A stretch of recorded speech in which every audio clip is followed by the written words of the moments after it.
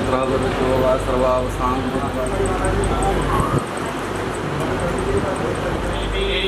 पश्यते पवित्रपदे पवित्रभूतस्य कामः पुने गच्छकीयं केशवाय नमः नारायणाय नमः जनार्दनाय नमः उपेन्द्राय नमः ओम नमो भगवते वासुदेवाय ओम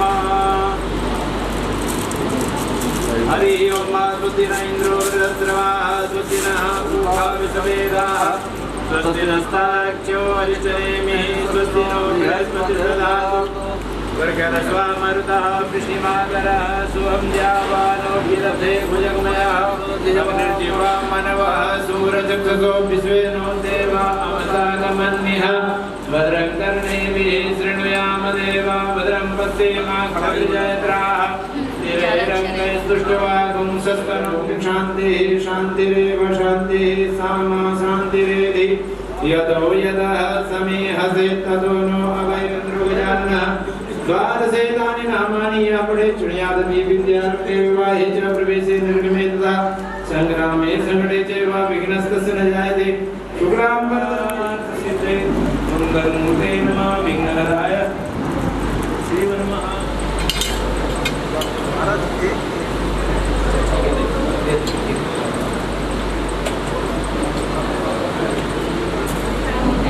बोले ओम विष्णु विष्णु विष्णु अद्य श्री यमुनायाः पश्चिम भागे अंबिका विहार स्थित श्री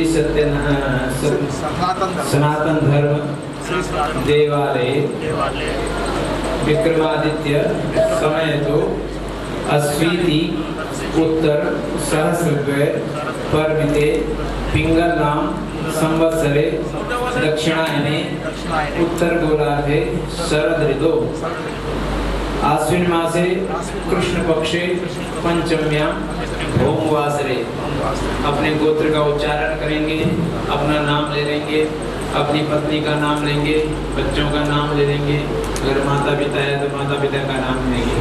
सपरिवारो हम बोले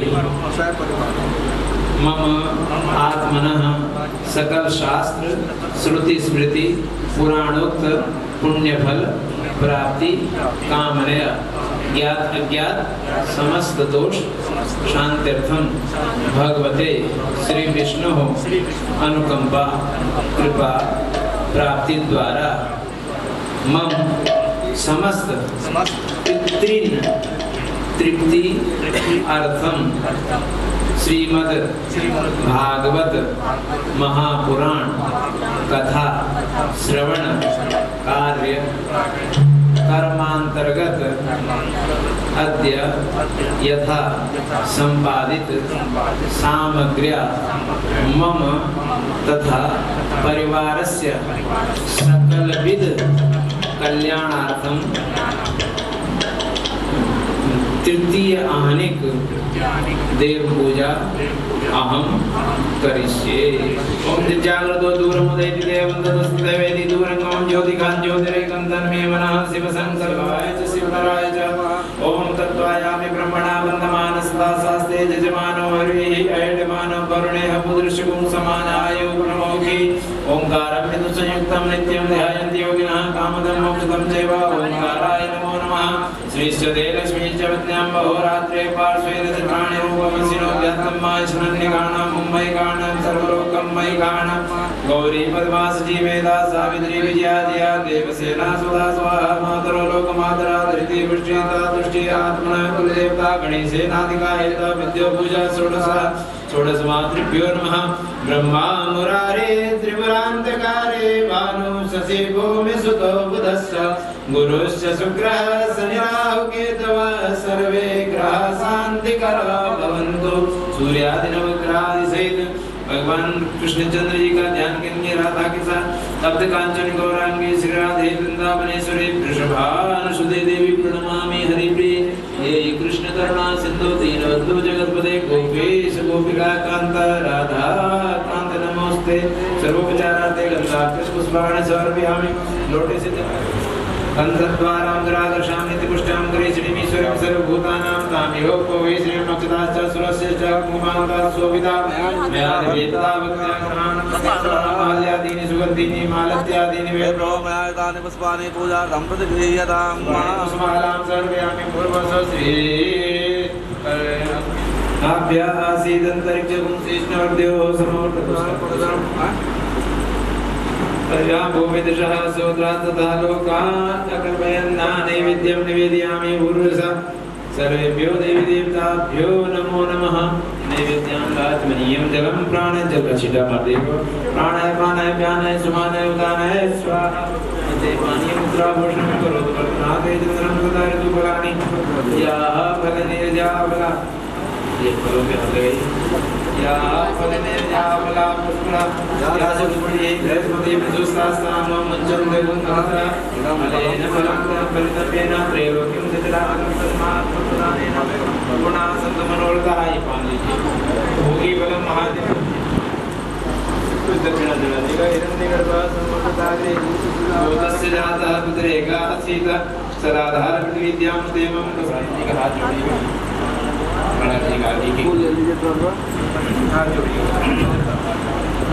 यं ब्रह्मा वरुणेन्द्र रुद्र मरुतः सर्वन्ति देवैस्तवे वेदे शाङ्खपदक्रमोपनिषदैर्गायन्ति यं सामगा ध्यानावस्थित तद्गतेन मनसा पश्यन्ति यं योगिनो यस्यां तं न विदुस्सुरासुरगणा देवाय तस्मै बोलिए आयुष्च वित्तं च तथा सुखं च धर्म अर्थ लाभो बहु पुत्रतां च शत्रुक्षयं राजेषु पूजिताश्च तुष्टाग्रहा क्षेमकरा भवन्तु मंत्रुष्वाञ्जलि अनेन पूजन कर्मणा सर्वेभ्यो देवी देवताः सुप्रियन्तां नमः थाली उठा के सभी लोग माथे से लगाएंगे बारी बारी से तुम देहि सौभाग्यम आरोग्यम देहि मे परमं सुखम रूपम देहि जयम देहि यशो भगवन् देहि मे पुत्रान् देहि धनं देहि सर्वान् कामान् प्रदेहि मे बोलो व्यासी महाराज की जय खड़े होकर के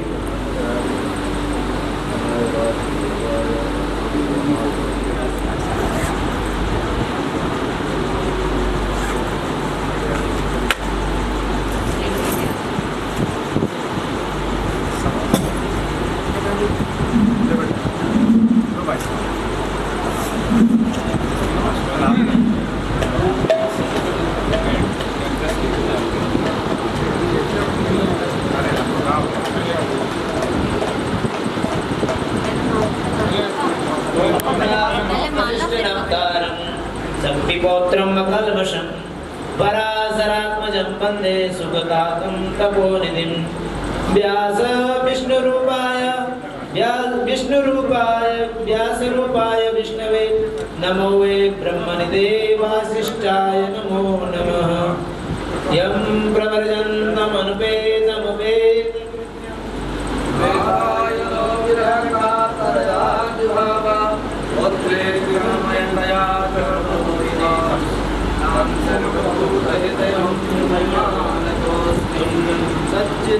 सच्चिदानन्दरूपाय विश्वप्रख्यातेतरे आपरनाय श्री कृष्णाय नमः।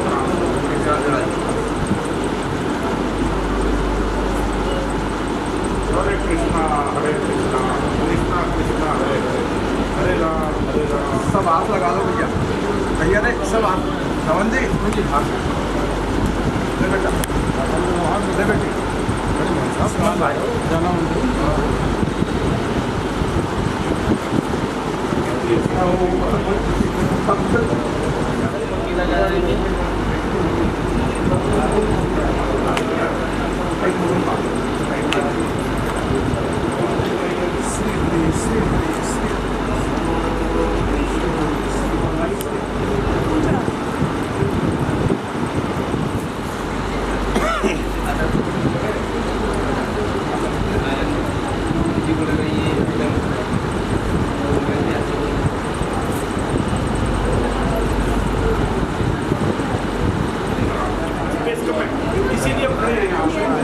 Hare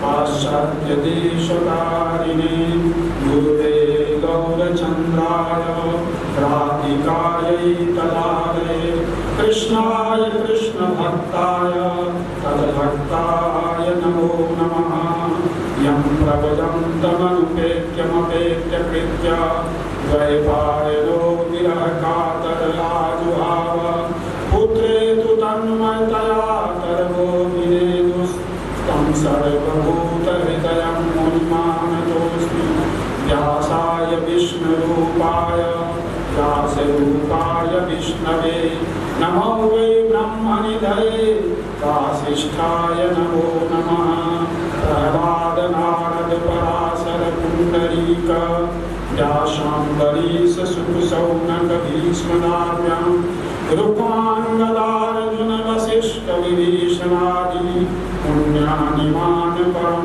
भागवतं नमामि स्वयंभो नारदो शम्भो कुमारो कपिलो मनो प्रह्लादो जनको भीष्मो बलिर्वैयासकीर्वयम् नमः वन्दे राधा विशालाक्षी चन्द्रगौरी समप्रभां श्रीकृष्ण सहिता देवी नित्यं कुञ्जविहारिणी वसुदेवसुतं देवं कंसचाणूरमर्दनं देवकी परमानन्दं श्रीकृष्णं वन्दे जगद्गुरुं। हरे कृष्णा। अरे इसी का दोष नहीं है, ये हमारे कंट्रोल के बाहर था। तो जैसे भगवान चाहते हैं, जैसे भगवान की इच्छा होती है। तो श्रीमद् भागवतम जैसा कि मैंने बताया था आपको, भगवान का एक शरीर है और प्रत्येक स्कंद भगवान के एक शरीर के अंगों के रूप में काम कर रहा है। तो जो आज की कथा है उसमें पोषण तत्व प्रमुख है। पोषण का मतलब है भगवान अपने भक्तों का कैसे पोषण करते हैं। पोषण का मतलब पालन करते हैं। भगवान अपने भक्तों का कैसे पालन करते हैं, प्रमुख रूप से जो सारी कथाएं हैं इसी के इर्द गिर्द घूमेंगी। और क्योंकि आज का तत्व जो है इस कथा का वो पोषण है। श्रीमद् भागवतम के जो 10 विषय हैं, उन 10 विषयों में से जो आज का विषय है वो पोषण है। सुखदेव गोस्वामी परीक्षित महाराज को कथा सुनाते सुनाते योग चरित्र और पृथु चरित्र जब सुनाया, पृथु जी के चरित्र 11 अध्यायों में है श्रीमद् भागवतम में। और पृथु जी के नाम पर ही इस धरती का नाम पृथ्वी पड़ा है, क्योंकि पृथु जी ने उनको अपने बेटी के रूप में स्वीकार किया। और पृथु भगवान के अवतार हैं, 24 अवतार हैं भगवान के प्रमुख रूप से। अगर प्रतिदिन कोई सुबह और शाम इसका पाठ भी कर ले, इन पवित्र नामों का स्मरण कर ले, उसके समस्त पाप नष्ट हो जाते हैं। केवल 1 मिनट लगता है 2 मिनट, केवल 1 या 2 मिनट का आपको नियमित रूप से इसका पाठ करना पड़ेगा। आप कहोगे हमें मालूम ही नहीं। तो मैं वो उपलब्ध करा दूंगा आपको। आज तो मैं नहीं लाया, पर कल मैं प्रभु जी को दूंगा, प्रधान जी को, तो शायद फोटो स्टेट या कुछ आपको करवा करके आप सबको बांट देंगे। तो वो एक मिनट में आपको पाठ कर सकते हैं। श्रीमद् भागवतम की कथा हो रही है, कुछ तो ऐसा लाभ मिलना ही चाहिए जो हमारे जीवन को बदल सके। तो वो बहुत सुंदर है। इसमें पहले तो भगवान उद्धव जी को बता रहे हैं, देवर्षि भूता पितराम पितॄणाम न किं करोनायं प्रणीचरानं सर्वात्मना यः शरणं शरण्यं गतो मुकुन्दं परिहृत्य करतं स्वपादमूलं भजतः प्रियस्य त्यक्त्वा न भावस्य हरिपरेशं विकर्म यच्चोत्पतितं कथंचित् धुनोति सर्वं हृदि सन्निविष्टः। भगवान कहते हैं कि अगर कोई मेरा नाम लेता है, मेरी भक्ति में जुड़ता है और मेरी कथा प्रतिदिन सुनता है, तो उसके ऊपर किसी का ऋण नहीं रहता। हमारे ऊपर जनरली 5 ऋण होते हैं, ये कम से कम वाला होता है। परंतु अगर ये भगवान की भक्ति आप करने लग जाओ, भगवान का नाम जपने अगर हम, तो ये नहीं रहता। देवर्षि भूता नृणाम पितृणाम न किंकरो नायम ऋणी चरावे। वो किसी का ऋणी नहीं रहता, न देवताओं का, न पितरों का, न ऋषियों का, न भूतादि का, किसी का ऋणी नहीं रहता। नहीं तो हमारे ऊपर ऋण चढ़ते रहते हैं, किसी का ऋण नहीं रहेगा। तो कैसे नहीं रहेगा? तो बता रहे हैं कि अगर कोई व्यक्ति भगवान की भक्ति में जुड़ जाता है, तो भगवान की भक्ति इतनी महत्वपूर्ण है।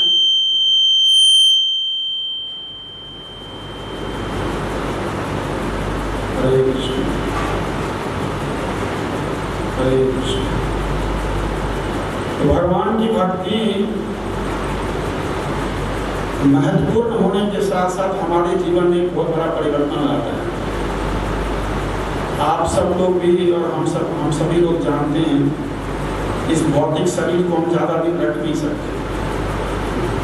आप कुछ भी कर लीजिए, आप कैसे भी रह लीजिए, कितने भी सुरक्षा में रह लीजिए, पर फिर भी आप अपने शरीर को तो नहीं बचा पाओगे। न बूढ़े होने से बचा पाओगे, न मृत्यु से बचा पाओगे। तो फिर क्या करें? जब तक ये शरीर है तब तक इसका अच्छे से अच्छा यूज कर लें, बेस्ट यूज कर लें।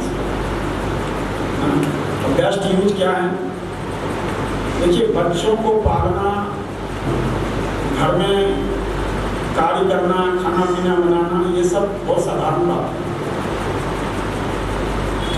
पेट भरना, बच्चे पालना, ये सब पशु भी कर देते हैं बड़े आसानी से। नहीं करते? करते कि नहीं करते? और हम क्या अलग हुए? आहार निद्रा भय में गुणंच सामान्य में तत्पशुभिर्नराणां धर्मो हि तेषां अधिको विशेषो धर्मे हीना पशुभिः समानाः। कि हम में और पशुओं में सारी चीजें कॉमन है। वो भी खाता है, हम भी खाते हैं। वो सोता है, हम भी सोते हैं। वो अपनी सुरक्षा करता है, हम भी अपनी सुरक्षा करते हैं ना। उसका भी बच्चे होते हैं, उसकी भी स्त्री पत्नी पति होते हैं, और हमारे भी होते हैं। तो अंतर क्या हुआ फिर? क्या अंतर? हम कैसे आप अपने आप को पशुओं से अलग देखते हो? हम पशु नहीं हैं, इसका प्रमाण क्या है बताइए? एक कॉर्डलेस माइंडिंग को भी दीजिए। कैसे कैसे कैसे बताइए, कैसे कैसे डिफरेंस है? भगवान ने बुद्धि दी है। बुद्धि प्रभु जी वो कुत्तों को भी होती है, बिल्ली को भी होती है। अपने लायक बुद्धि सबके पास होती है। हम ये नहीं कह सकते उनकी बुद्धि नहीं होती। आप प्रेम करोगे, आपसे प्रेम करेगा। आप घृणा करोगे, आपको काटने का दौड़ेगा। तो बुद्धि में बहुत बढ़िया है, तो बहुत बढ़िया। क्या माता जी के लिए धर्म करने की शक्ति केवल मनुष्य रूप में है, किसी और। धर्मे न हीना पशु समान। धर्म से जो हीन है वो पशु के समान। तो धर्म करना वो पशुता नहीं है, वो एक्चुअल में देवत्व है। जब हम देवताओं की, भगवान की भक्ति से कनेक्ट होते हैं, तो रियल में हम पशु से या किसी उससे बिल्कुल अलग होते हैं। तो ये एक प्रमुख डिफरेंसेस हैं दोनों के अंदर। श्रीमद् भागवतम में ऐसे बहुत सारे कैरेक्टर हुए हैं जिनके जीवन की घटना को आप पढ़ करके हमारे जीवन में बहुत बड़ा चेंज आ सकता है। केवल आप उनके जीवन को देखो, उनके जीवन में कैसे कैसे हुआ। इसी राज्य में इसी वंश में, ध्रुव जी के वंश में आगे चल करके इनका पुत्र हुआ था, जो एक पुत्र तो सन्यासी बन गया और दूसरा पुत्र जो है उत्कल था। तो उत्कल राजा बना, पर उत्कल ज़्यादा समय तक राजा रहे नहीं और उन्होंने भी बाद में संन्यास दे लिया। अभी भी उड़ीसा में एक शहर है उत्कल, ये उसी के नाम पर के ऊपर है, क्योंकि वो उस उत्सव के पुत्र हुआ। हालांकि वो एक वत्सर, और वत्सर भी ज़्यादा समय तक राज्य नहीं चला सके। तो उसके बाद मनु महाराज का जो वंश है वो पूरा होने लग गया। तो मनु महाराज को बड़ी चिंता हुई, क्योंकि मनु महाराज अभी पृथ्वी पर थे और तपस्या कर रहे थे। और तपस्या करते करते उन्होंने अपने बड़े बेटे को बुलाया और उनसे प्रार्थना की कि तुम राजा बन जाओ। उनका बड़े बेटे का नाम था प्रियव्रत। तो महाराज प्रियव्रत ने इनकार कर दिया, मुझे कोई राजा नहीं बनना। तो प्रियव्रत ने मना कर दिया। तो फिर ब्रह्मा जी आए। ब्रह्मा जी उनके दादा हैं। ब्रह्मा जी ने कहा कि अपने पिता की बात मान जाओ और राजा बन जाओ। तो प्रियव्रत महाराज बड़ी मुश्किल से माने और बाद में वो राजा बने। प्रियव्रत महाराज का वंश उसके बाद में चलता है और प्रियव्रत महाराज के वंश में राजा होते हैं। प्रियव्रत के पुत्र थे आग्नीद। प्रियव्रत महाराज के कई पुत्र थे, जिसमें से आग्नीद जो उनके बड़ा बेटा था, उससे वंश चला और उनके पुत्र उनके वंश में एक राजा हुए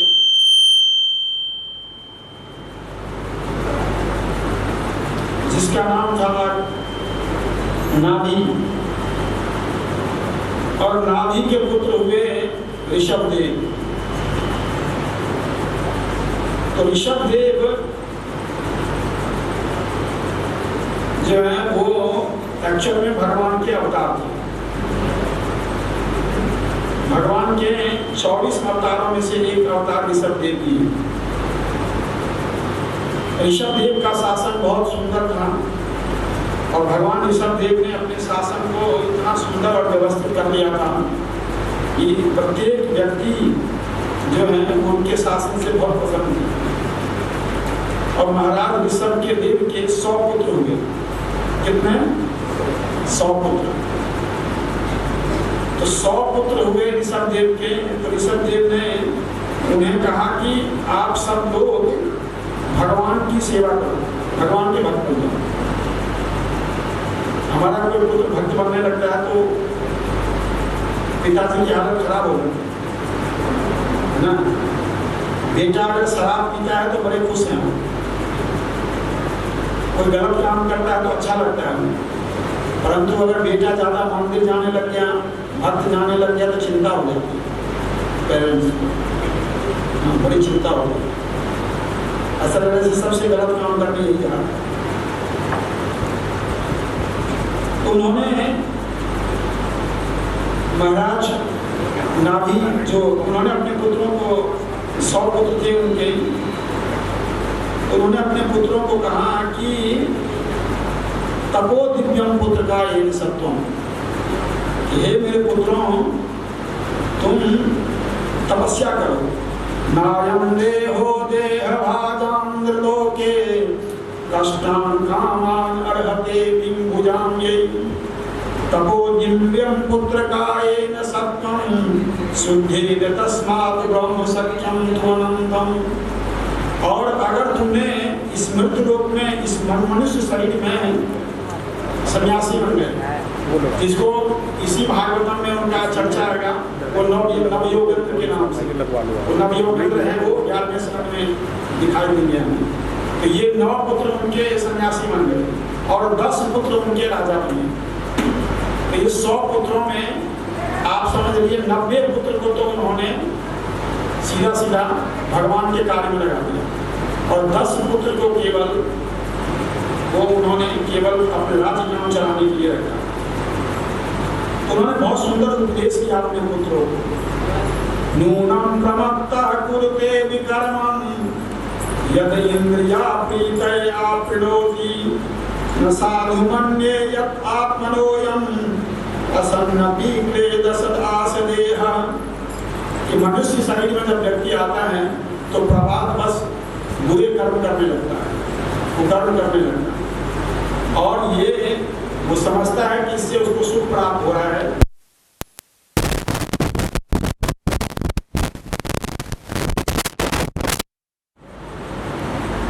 जैसे वो क्रिश्चियनों में होता, आपको पता है क्या करते हैं वो लोग? नहीं, वो सीधे सीधे लोग वो 6 दिन पाप करते हैं और 7वें दिन जा करके वहाँ कन्फेस कर लेते हैं, चर्च में जा करके अपने पाप को कन्फेस कर लेते हैं और फिर अगले दिन से फिर शुरू हो जाते हैं। तो ये इससे कुछ नहीं होगा। तो फिर सुखदेव गोस्वामी कह रहे हैं फिर एक ही उपाय, क्या? क्वचित केवलया भक्त्या वासुदेव परायणा अधम धुन्वन्ति वार्ष्णेया निहारा इव भास्करः। कह रहे हैं फिर तो केवल भगवान के शरण में जाना पड़ेगा। क्वचित केवलया भक्त्या, केवल भक्ति ही केवल एकमात्र है जो इस सारे पापों को नष्ट भी कर देती है और इसके कुहरे को, इसके बीज को भी समाप्त कर देती है, इसके बीज को भी समाप्त कर देती है। अर्थात आपके पाप करने का मन ही नहीं होगा, आपके पाप करने की प्रवृत्ति समाप्त हो जाएगी, टेंडेंसी खत्म हो जाएगा अंदर से। 4 तरह के कर्म होते हैं। देखो, मैं कल आपको परसों बता रहा था कि 3 तरह के पहले कर्म हैं। कौन कौन से? सब भूल गए। संचित, प्रारब्ध और क्रियमान। आप समझ गए? संचित कर्म के 4 विभाग हैं।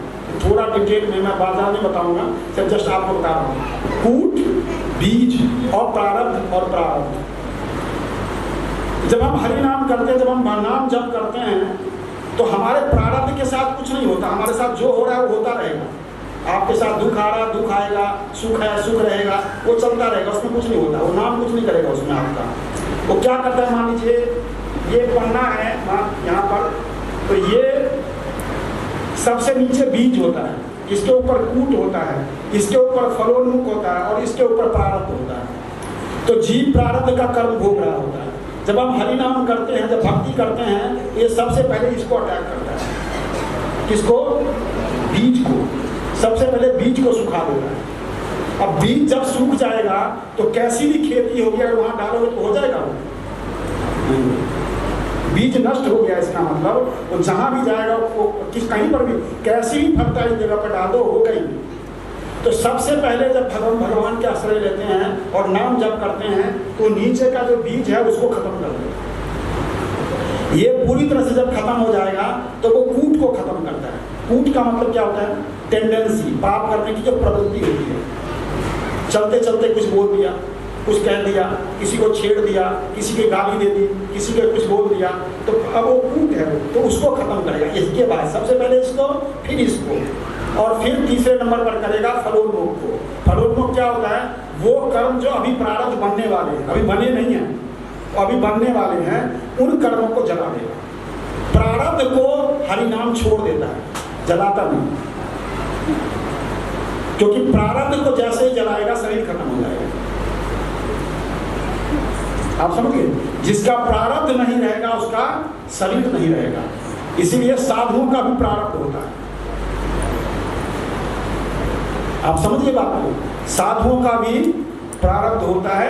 इसीलिए कभी ये नहीं सोचना चाहिए ये तो 4 साल से मंदिर जा रही है, इसके साथ तो कुछ हुआ ही नहीं।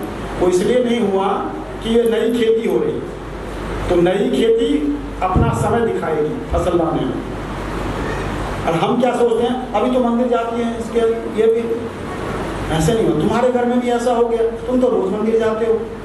अरे मूर्खता, ऐसी मूर्ख है। मंदिर जाना अलग विषय है, ये प्रारब्ध चल रहा है।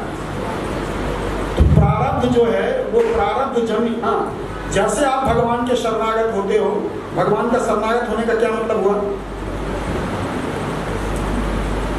भगवान के शरणागत होने का क्या मतलब हुआ है? तो सारे शब्दों का व्याख्या करना पड़ेगा, आपको समझ ही नहीं आएगा। शरणागत का क्या मतलब होता है?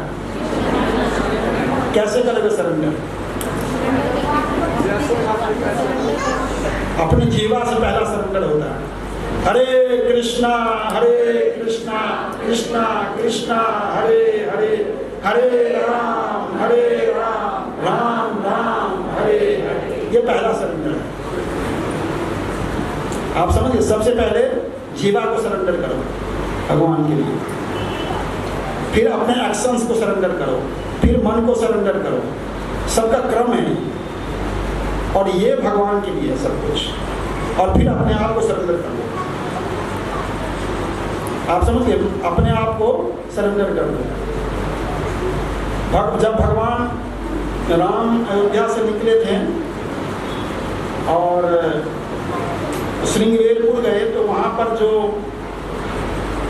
उनका एक मित्र था, जिसका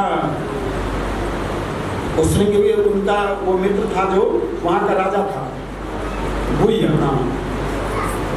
उन्होंने भुई ने कहा कि नाथ सकल संपदा तुम्हारी, हे भगवान सारी संपत्ति मैं सेवक समेत सुतनारी, सारी संपदा आपकी है। आप अयोध्या से निकाल दिए गए, तो परंतु ये श्रृंगवेरपुर आपका इंतजार कर रहा है, आप यहाँ आइए। ये सारी संपदा आपकी है। और क्या फिर क्या कह रहे हैं, मैं सेवक समेत सुतनारी, मैं आपका सेवक हूँ। कैसे? अपनी पत्नी और बच्चों सहित आपका सेवक हूँ। ये है सरेंडरनेस। ये है सरेंडरनेस। भगवान को पूरी तरह से सरेंडर कर दिया। सरेंडर में ये नहीं होता कि खाली मैं आपके साथ हूँ। जब आप किसी के साथ हैं तो अपने मन से, अपनी बुद्धि से, अपने एक्शन से, अपने धन से, अपने जितने भी रिसोर्सेज हैं सबके साथ आप उनके साथ हैं। ये होता है सरेंडर। आपका सरेंडर 10%, भगवान की कृपा भी 10%। आपका सरेंडर 20%, भगवान की कृपा भी 20%। आपका सरेंडर 50%, भगवान की कृपा भी 50%। यो यथा मां प्रपद्यन्ते तांस्तथैव वदाम्यहम्, मम वर्तमानुवर्तन्ते मनुष्या पार्थ सर्वशः। भगवान कह रहे हैं, श्रीमद् भगवद गीता चौथा अध्याय 11वां श्लोक। भगवान कह रहे हैं कि जो मुझे जैसे भजता है, जो मेरे अंदर जैसे सरेंडर करता है, मैं भी उसको उसी रूप में कृपा करता हूँ। आपकी कृपा आपके सरेंडर 2%, भगवान की कृपा 2%।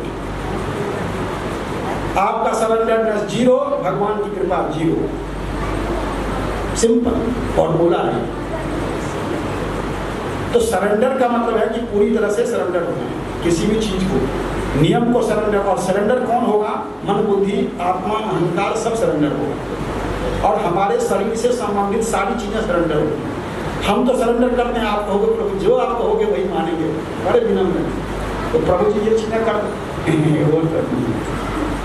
हम एक जगह हम लोगों का प्रोग्राम था, बहुत पुरानी बात बता रहा हूँ। तो वो उनको बोला कि हमने ये चीज़ें आवश्यक है, इसमें आपको इसके लिए लेके आइए। अच्छा ये भी लाना पड़ेगा, लाना चाहिए। मैंने बोला, मैं क्यों बोलूँ ले आओ, तो मेरे को कर्म लगेगा। मैंने कहा लाना तो चाहिए। तलवार नाम था उनका। मैंने कहा तलवार साहब लाना तो पड़ता है, अब देख लो। अच्छा ये भी ले आना, लाना तो पड़ेगा। अब उनको लगा था भाई ये भी चाहिए, ये भी चाहिए। बड़ी मुश्किल हो रही थी, बड़ा दर्द हो रहा था, क्योंकि सब चीज़ में पैसे इन्वॉल्व होते हैं। जब आप पैसे से बहुत प्रेम करते हो तो बड़ा दर्द होता है, आपको बहुत दर्द होता है। कलयुग में व्यक्ति को सबसे ज़्यादा दर्द पैसे खर्च करना नहीं होता, क्योंकि शूद्रा मेंटलिटी है। शूद्रों को पैसे से बहुत दर्द होता है। आप समझ गए? वो बहुत दर्द होता है उसको, भी पैसा ले रहा है मेरा को। आप 2 थप्पड़ मार दो, उसको अपमानित कर दो, उसको इतना फर्क नहीं पड़ेगा। आप पैसे ले लोगे, बहुत दर्द होता है। आप इतने भी प्रेम कर लो भगवान को जितना आप पैसे से प्रेम करते हो, भगवान मिल जाएंगे आप। रियल बता रहा हूँ। आप इतना प्रेम कर लो भगवान से जितना आप अपने पैसे से करते हो। ना मिल जाए भगवान तो कहना। मैं यही पंजाबी बात में होता हूँ, आकर के काम पकड़ाना है कि भाई लेकिन वो प्रेम तो कर लो, उतना प्रेम करो जितना आप अपने पैसे से करते हो। और जब मैंने बोला ये थोड़ा ये ले आए, तो वो फ्री का आता तो इतना ले आए। मैंने कभी इतने की क्या, नहीं और ले आता हूँ। बोली मैंने कहा इतनी चाहिए नहीं। तब मैंने उनको बताया ये फ्री का आ रहा था इसलिए आपने पूरा पेड़ ही नोच लिया है? और जो कह रहा था मैं तो मुंह पट करती हूँ, आप साहब बुरा मत मानो, मैं ऐसे ही बोलता हूँ। मैंने बोला तुलसी नोचने तो पूरी तुलसी पेड़ तोड़ के नोच के ले आए, 4 पत्ते चाहिए, फ्री का है इसीलिए ना। नहीं नहीं नहीं नहीं ऐसी बात नहीं है, ऐसी बात नहीं, स्वीकार करो कम से कम गलतियां करते हो तो मैं हूँ ऐसा, क्या प्रॉब्लम है? हम हैं खराब तो एक्चुअली में सारी प्रॉब्लम क्या है बता आपको, हम अच्छे होते नहीं हैं और अच्छे का सर्टिफिकेट लेना चाहते हैं। हम जो होते नहीं हैं वैसा हम चाहते हैं लोग मुझे रिस्पेक्ट करें अच्छे लोगों के रूप में। हम अच्छा हैं नहीं अंदर से, हम रिस्पेक्ट चाहते हैं अच्छे व्यक्ति का, इसीलिए ढोंग करते हैं, इसीलिए ड्रामा करते हैं, जैसे ड्रामाबाजी। अच्छे हैं तो अच्छा ही दिख जाएगा, एक्शन में दिखेगा वो। वाणी से सभी अच्छे ही होते हैं, हर एक हाथ जोड़ते हैं सब बढ़िया है, और गुप्ता साहब सब ठीक है बढ़िया। जब रियल में काम आता है तब देखो, तो कहाँ दिख गए तो कहाँ चले गए, वो दिखते नहीं गए।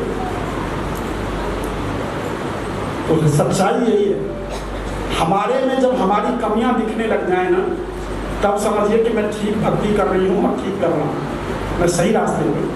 पर जब हमें कभी कमियां ना दिखे ना, कोई टोकने वाला होता है। सुलभा पुरुषाराधन सततम प्रियवादिना अप्रियस्य पत्यस्य वक्ता श्रोता च दुर्लभा। इस भौतिक जगत में सब लोग ऐसी होते हैं जो चिकनी चुपड़ी बातें करते हैं। It is easy to find the people who can speak very freely, पर रेयरली कोई व्यक्ति ऐसे व्यक्ति को प्राप्त कर सकता है जो सच कह सके, और उससे भी बड़ा वो व्यक्ति है जो सच को सुन सके। तो हिम्मत रखिए कि मैं सच बोलूं, और नहीं तो हम ये हिम्मत रखें कि हम सच सुन सकें कम से कम। हम तो सच बोलने वाले की गोली मारते हैं, सतर्क कर देंगे, बाहर निकालते। क्यों? क्योंकि हमें तो कुरेद दिया उस व्यक्ति। यहाँ जितना बदनाम हो जाओगे अपने खराब काम के लिए, उतना वहाँ कम पनिशमेंट मिलेगा, तो याद रखना। जितना यहाँ छुपाओगे अपने पाप को, अपनी चीजों को, अपनी गलतियों को, उतना ज्यादा बड़ा पनिशमेंट मिलने वाला है। आप ये नहीं सोचना कि शरीर तो जल गया, पनिशमेंट किसको देंगे। और वहां जो शरीर मिलता है, यातना शरीर, वो मरता भी नहीं है। आपको ये भी बता दें, वो मारते थक जाते हैं, आग में जलाते हैं, बेहोश होता है, फिर निकलता है, फिर जलाते हैं, फिर तलते हैं उसको। बहुत खतरनाक है, प्रसंग बहुत बड़ा है। बट कहने का मतलब है कि सुखदेव गोस्वामी परीक्षित महाराज को कह रहे हैं कि केवल और केवल भक्ति करके व्यक्ति इससे बाहर निकल सकता है। इसीलिए हरे कृष्णा कृष्णा कृष्णा हरे हरे, हरे राम राम राम हरे हरे। निरंतर जपिए, सिंपल है। आपको माला रखने की जरूरत नहीं है, मुंह से बोलो। काउंटर ले लो एक, है ना, काउंटर ले लो, उसमें आता है, नाम जपते रहो, चलता रहेगा। माला दिखाने में शर्म आती है ना, लोग कहेंगे पंडितानी बन गई, ले तू भी बन गई, तेरा भी ब्रेन वॉश कर दिया, है ना, तो कोई जरूरत नहीं, आप मत दिखाओ। पाप करने में जो शर्म नहीं आती, शराब पीने में शर्म नहीं आती, स्त्रियों का के साथ बलात्कार करने में शर्म नहीं है ना, मुर्गा मांस खाने में शर्म नहीं है, लेकिन भक्ति करने में, माला उठाने में बड़ी शर्म आती है। लोग क्या करें, छुपा कर बैग के अंदर छुपा के रख दिया, कोई देख न ले, माला कर लूं मैं भी। ये है कलयुग, इसी को कलयुग बोलते हैं कि सही कार्य करने में जब शर्म आती है तो वो कलयुग है, और गलत काम करने में कोई शर्म। नाइट क्लब में जाना, मेरा बेटा तो 3 बजे आते हैं, मेरे को एक हमारे जानने वाले पास में रहते हैं मंदिर के। अब आप लोग भी जानते हो, मैं सब चीज़ें बोलना नहीं चाहता हूँ। इतनी प्रॉब्लम बता रहे थे, वो उनकी बेटी रात को 4 बजे सुबह घर आती है, 8 बजे निकलती है, सुबह 4 बजे आती है। अरे आप कुछ समझाओ, मैं क्या समझाऊंगा, आप तो समझ सकते। पके पकाए फल को नहीं आप पका सकते, पके पकाए फल को क्या समझाओ, मैंने कहा मैं क्या समझाऊंगा, आप कुछ समझाओ। मैंने कहा बात मानना नहीं है तो समझाने से क्या होगा। मैंने कहा आपके हाथ से वो निकल चुकी है। तो कहने का मतलब यही है, वो हमें खराब नहीं लगता, थोड़ा 2% कोई बोल दे, कोई समझा दे, कोई खराब लगता, लेकिन भक्ति कर ले, माला पकड़ ले, तू ज्यादा मंदिर जाने लगी है आजकल, तू जब माला पकड़ने लग गया, तू क्यों बार बार जाता है, वही रह जाओ जा करके, यहाँ क्यों आ रहे? ये डायलॉग मारते हैं लोग। अरे अच्छे काम कर रहे हैं, अच्छे संस्कार हैं उसके। तो सुखदेव गोस्वामी परीक्षित से कह रहे हैं कि रियल में जो है वो कर्मणा कर्म निराहारो नात्यंत इष्यते, कर्म से कर्म खत्म नहीं होता। पाप एक कर्म है, उसको तुम कर्म करके खत्म नहीं कर सकते। पाप एक कर्म है, उसको अकर्म करके खत्म कर सकते हो। और अकर्म करना क्या है? अकर्म, कर्म, अकर्म और विकर्म। विकर्म होता है खराब कर्म करना, अकर्म होता है भगवान के लिए कर्म करना, और कर्म होता है वेद शास्त्र आदि जो आदेश करते हैं उसके हिसाब से कर्म करना। तो कह रहे हैं अकर्म करके कर्म को खत्म कर दो, अर्थात भगवान से कनेक्ट हो जाओ। और इस तरह से आप तो कह रहे हैं कि महाराज कोई ऐसा उदाहरण है आपके पास जो किसी ने बहुत बड़ा पाप किया और मुक्त भी हो गया, और साथ में कह रहे हैं बहुत उदाहरण है। कह रहे मैं तुम्हें एक कथा सुनाता हूँ। कह रहे कानिकुब्ज नगर में एक ब्राह्मण था जिसका नाम था अजामिल। और अजामिल ब्राह्मण था, बहुत अच्छा व्यक्ति था। बट क्या हुआ कि एक बार वो जंगल से लकड़ी लेने गया था, और लकड़ी लेने जब गया तो वहां पर उसने देखा एक स्त्री एक पुरुष के साथ गलत व्यवहार कर रहे हैं उस जंगल के अंदर। ये बात उसके मन में छप गई, और ये तो हम रोज ही देखते हैं। बड़े महानगरों में रहने वाले लोग ये तो सर रोज ही देखते हैं ना, मेट्रो में इधर उधर यहाँ वहाँ सब कुछ। तो कैसे बचोगे आप बताओ? उस अजामिल के दिमाग खराब हो गए, वो आकर के धीरे धीरे उसका मन नहीं लगा, उसने छोड़ दिया। वो स्त्री उसके चिंतन में आ गई। जब आप किसी चीज को देखते हो प्राप्त करने की, भोग करने की इच्छा से, तो वो संकल्प बन जाता है।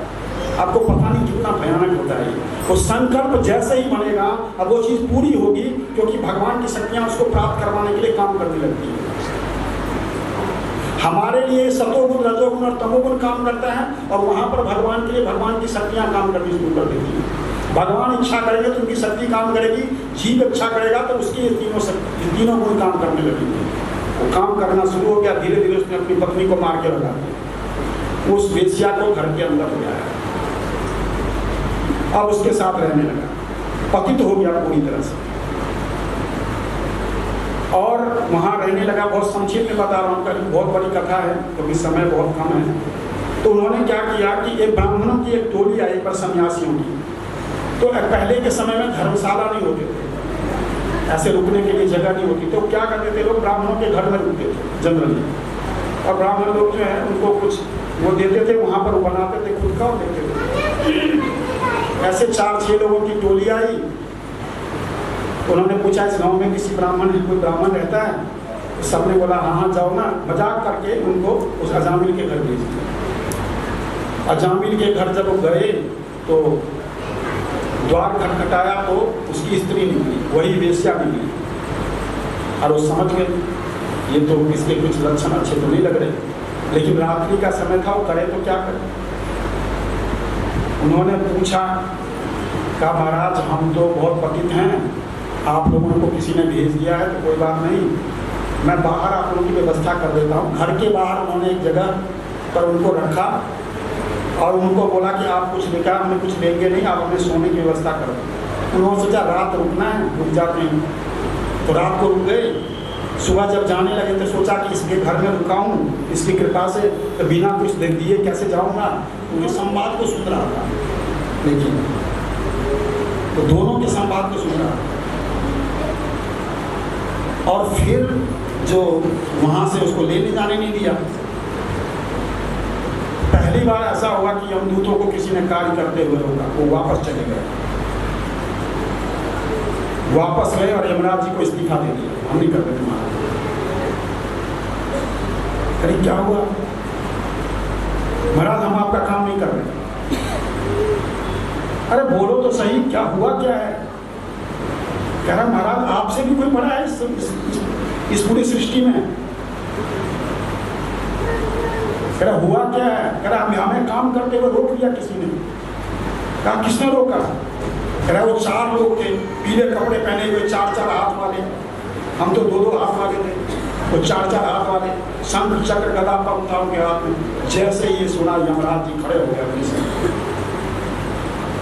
कहा अरे यमदूतों, तुम्हारा सौभाग्य खुल गया, तुमने आज विष्णु दूतों के दर्शन किए। तुमने विष्णु दूतों के दर्शन किए, तुम्हारा सौभाग्य खुल गया यमदूतों।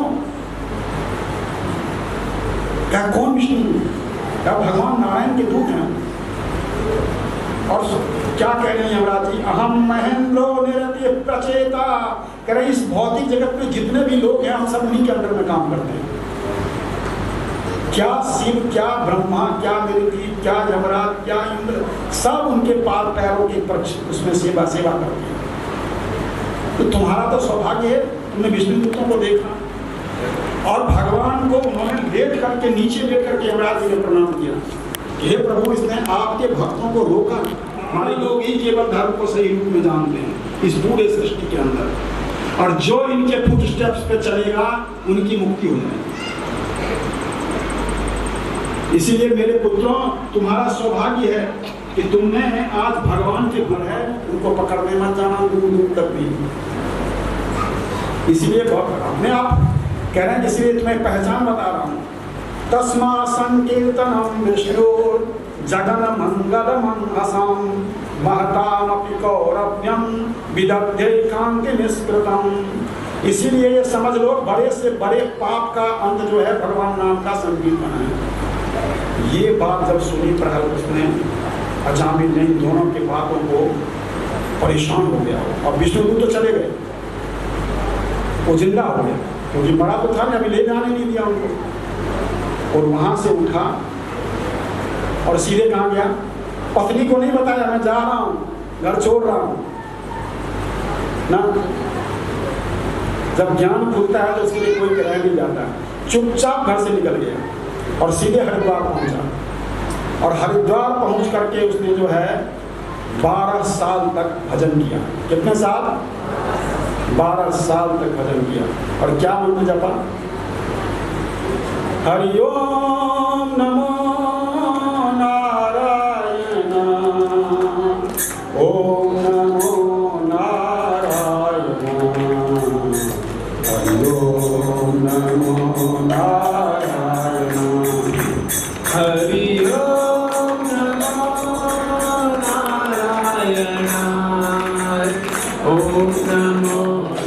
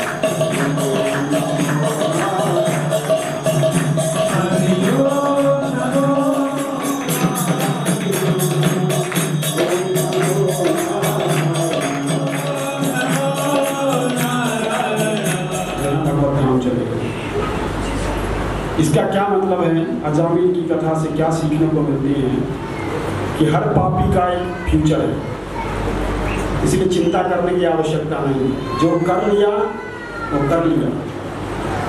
अब जब हैं तब अब से संकल्प ले लें कि हम अच्छा कार्य करेंगे, भगवान के साथ जुड़ेंगे। ये बड़ी है बात, बड़ी बात।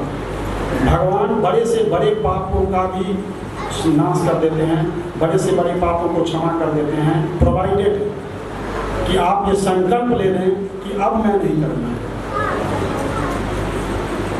कि ये नहीं कि आप जुड़ भी गए, आप कर भी रहे और साथ में पाप भी कर रहे, तो फिर तो नहीं चलेगा। आप सुधार के लिए आपको दिया है और आप सुधार चाहते नहीं हो, आप मानते नहीं हो। आप किसी को प्रेम करते हो, किसी के साथ रहना चाहते हो, तो उसके हिसाब से व्यवहार करना पड़ेगा। तो भगवान से चाहते हैं कि भगवान आपके ऊपर कृपा करें, तो भगवान ने जैसे कहा वैसे रहना शुरू करिए। और भगवान क्या चाहते हैं वो उन्होंने शास्त्रों में लिख रखा है, क्या चाहते हैं जीव से। तो जो भी हो, कम से कम उन लोगों को तो बहुत सतर्क हो जाना चाहिए जिनकी उम्र 50 हो गई है या 50 से ऊपर चले गए। वैसे तो सबको सतर्क होना चाहिए, मृत्यु कभी भी आ सकती है, और जो 50 वाले हैं उनको तो विशेष सावधान होना चाहिए, कभी भी हरि बोल हो सकता है हमारा। तो इसलिए बेहद सावधान रहिए। और समझने के लिए भगवान के हिसाब से जब तक हम नहीं चलेंगे ना, कोई व्यक्ति आप घर में देखो, फैक्ट्री में देखो, शॉप में देखो, आपका व्यक्ति आपके हिसाब से चलता नहीं है, तो क्या आप उसके ऊपर कृपा करोगे? आप उसको कुछ दोगे? ध्यान से सोचिए उसको। तो जब आप भगवान के हिसाब से चलते नहीं हो, तो भगवान आपके ऊपर क्यों कृपा करने लगे? अगर 10 रुपये 11 रुपये की बूंदी खिला करके हनुमान जी की कृपा मिल जाती है, तो कोई व्यक्ति रिक्शा नहीं चला रहा होगा। समझ गए आप? ये ठग, अपने आप को ठगना छोड़ दो, न दूसरों को ठगो न खुद ठगे जाओ। तो भगवान की कृपा प्राप्त करने के लिए भगवान से कनेक्ट होना पड़ेगा। और जब कनेक्शन ठीक हो जाएगा, जैसे इस हॉल में इतने सारे एसी और फैन और लाइट्स जल रही हैं, इसका कनेक्शन लोकल पावर हाउस से होगा। विदाउट लोकल पावर हाउस ये यहाँ चल नहीं सकता। और उस लोकल पावर हाउस का कनेक्शन किसी बड़े पावर हाउस से होगा।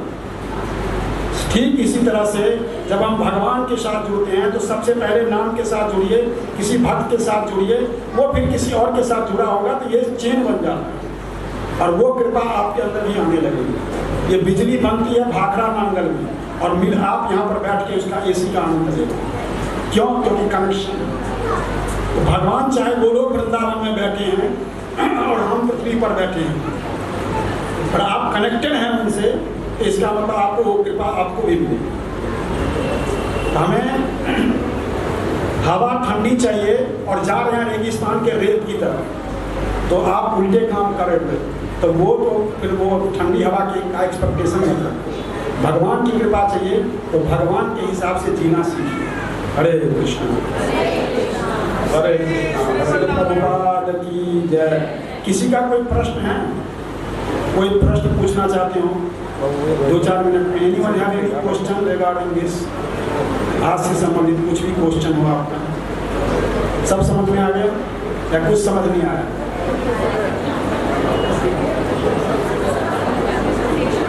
हरे कृष्ण।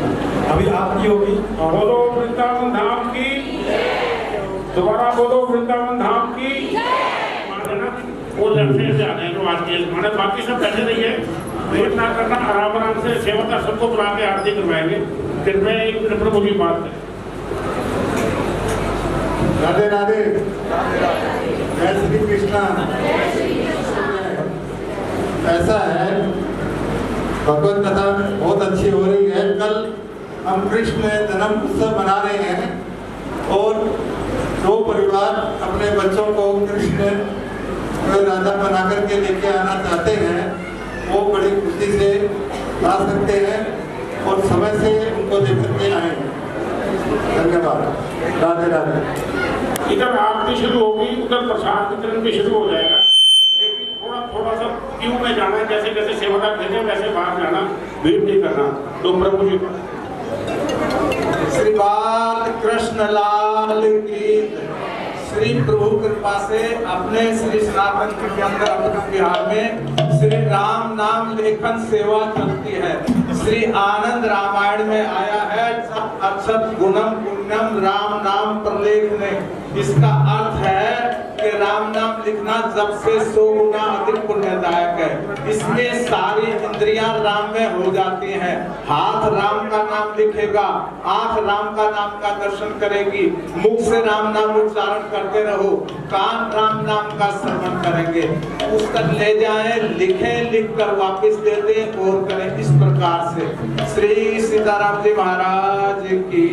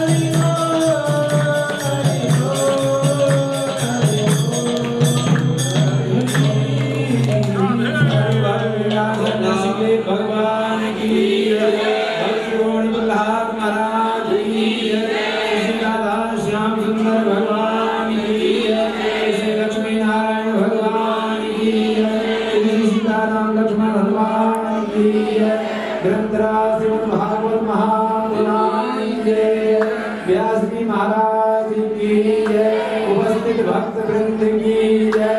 जय जय श्री राधे हरि ओम। जय श्री राधे महिमा धर्मान धर्मान्या संगाते वनातो महिमानः सत्यं यत्र पूर्वे साध्या सन्ति देवा। हरे कृष्णा कृष्णा कृष्णा हरे हरे, हरे राम राम राम हरे हरे। हरे कृष्णा कृष्णा कृष्णा हरे हरे, हरे राम राम राम हरे हरे।